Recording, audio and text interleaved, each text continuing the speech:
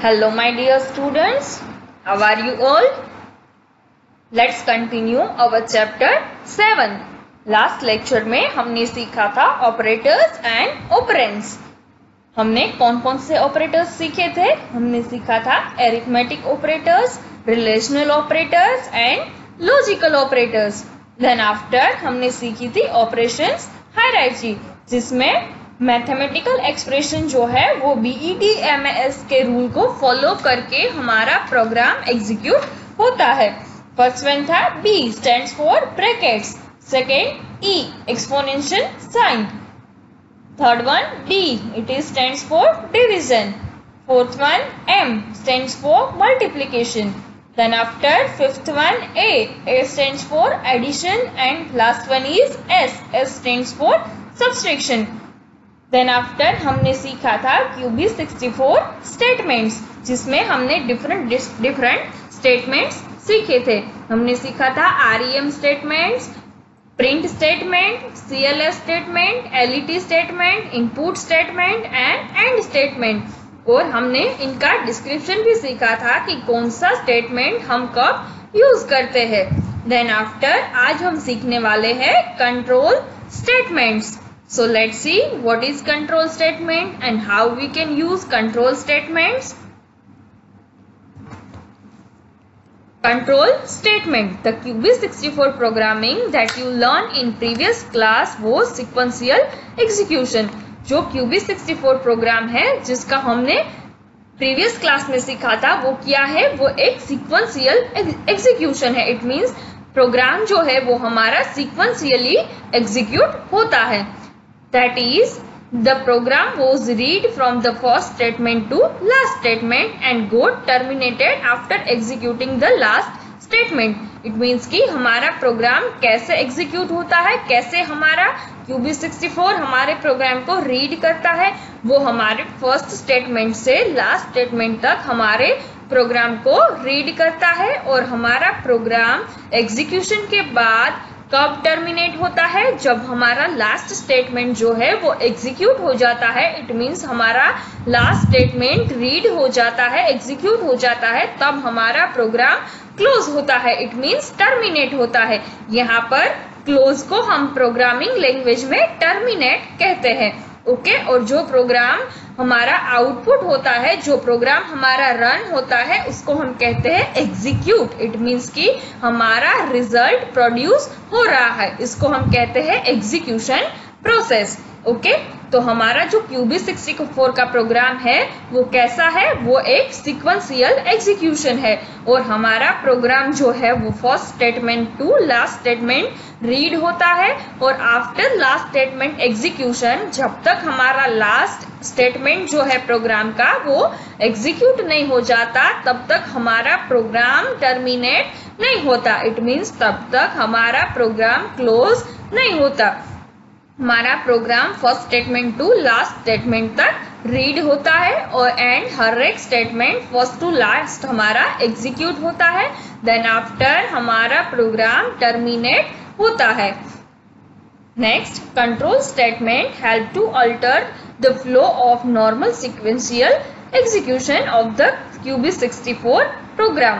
Control statement जो है वो हमें हमारे प्रोग्राम को अल्टर करने के लिए, उसका फ्लो अल्टर करने के लिए और हमारा नॉर्मल सीक्वेंशियल एग्जीक्यूशन जो है उसको एग्जीक्यूट करने में यूजफुल होता है. This statement can be used either repeat or skip execution of few statements. Sorry for inconvenience students. Let's continue. This statement can be used either to repeat or skip execution of few statements. It means कि जो हमारा control statement है वो हमें useful होता है कहाँ पर? अगर हमें कोई स्टेटमेंट रिपीट करना है या फिर कोई एग्जीक्यूशन स्किप करना है तब हमें कंट्रोल स्टेटमेंट यूजफुल होता है. Control statement it means one type of condition.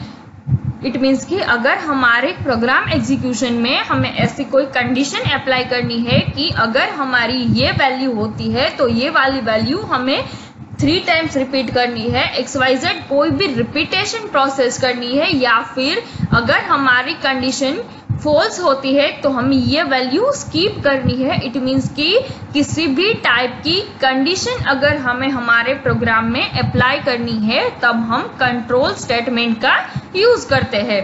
There are 2 types of control statement. It means कि हमारे कंट्रोल स्टेटमेंट के 2 टाइप्स है। कौन कौन से? फर्स्ट वन है unconditional control statement and second one is conditional control statement. यहाँ पर हमारे कंट्रोल स्टेटमेंट की कितनी टाइप्स है? 2 types. First one unconditional control statement and second one is conditional control statement. Okay, then after unconditional statement are those statement which are transfer the control of program from one statement to another without any condition.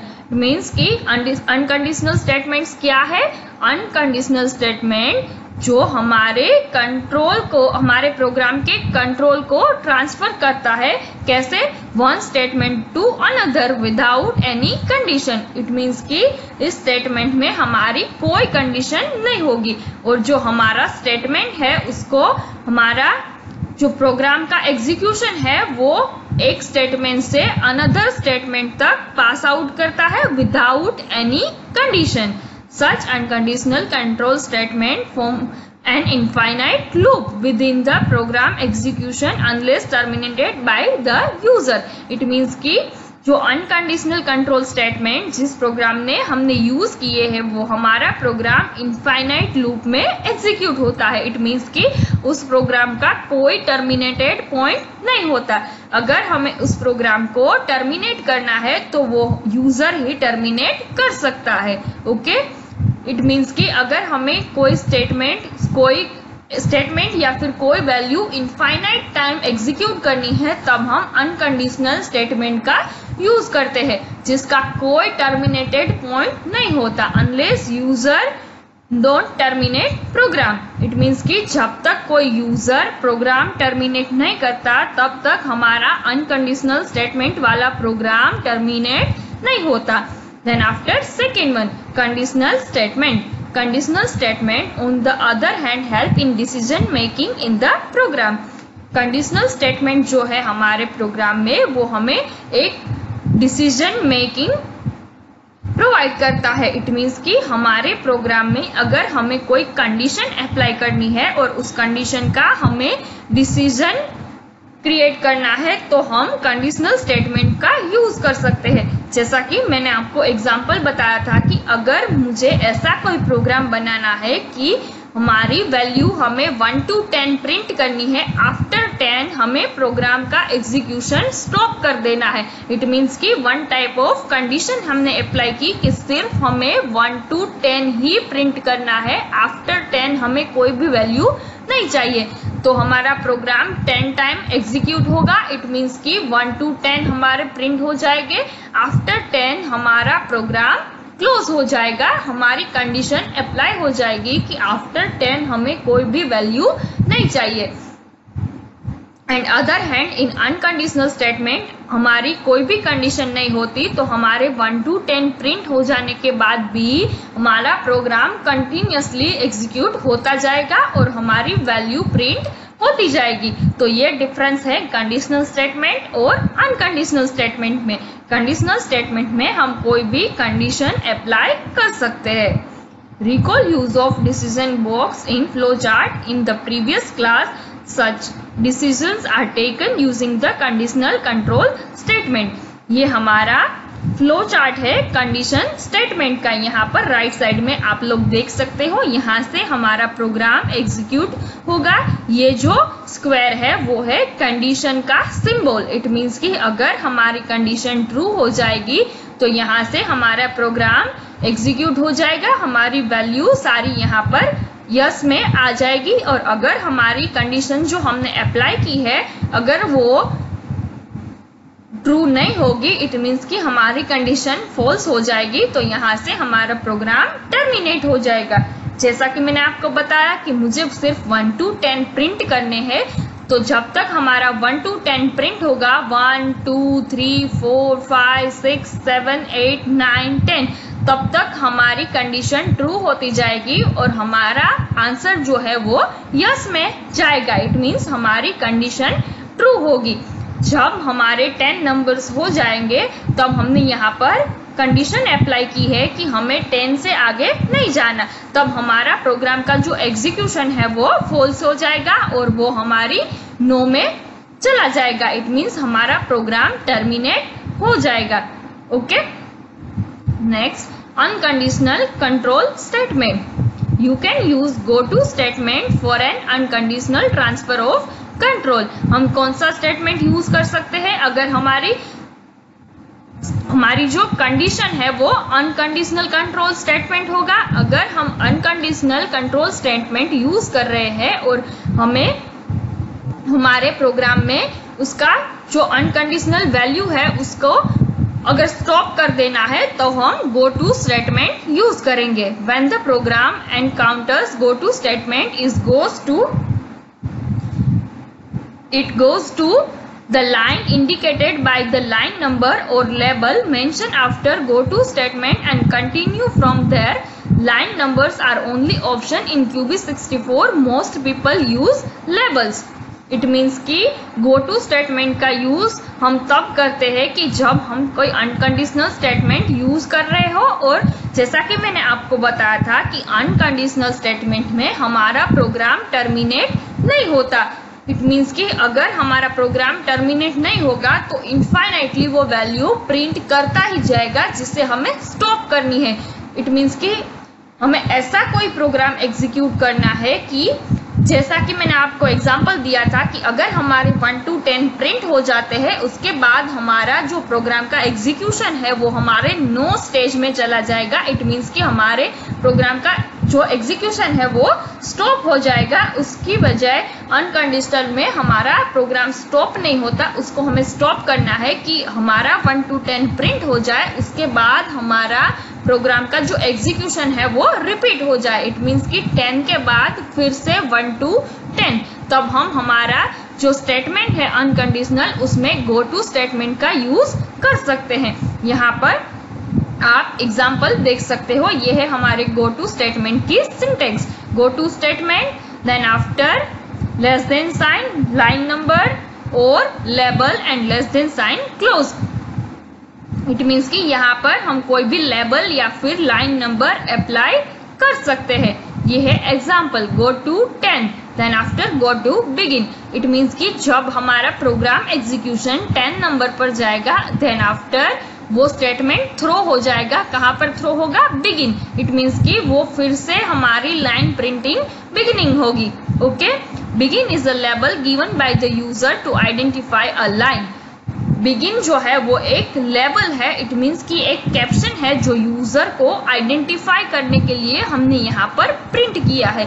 You can use any name and put the colon after that. हम कोई भी name label का use कर सकते हैं और उसके after हमें कोलन अप्लाई करना कंपलसरी है।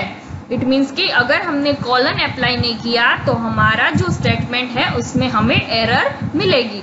तो आप समझ सकते हो कि गो टू स्टेटमेंट का यूज हम कब और कहां पर करते हैं। ओके,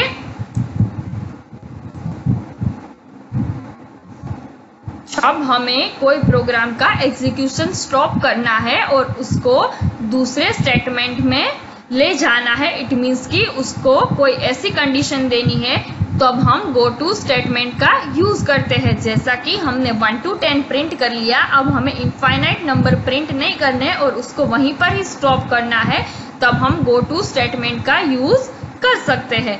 यहाँ पर हमें सैंपल प्रोग्राम दिया है।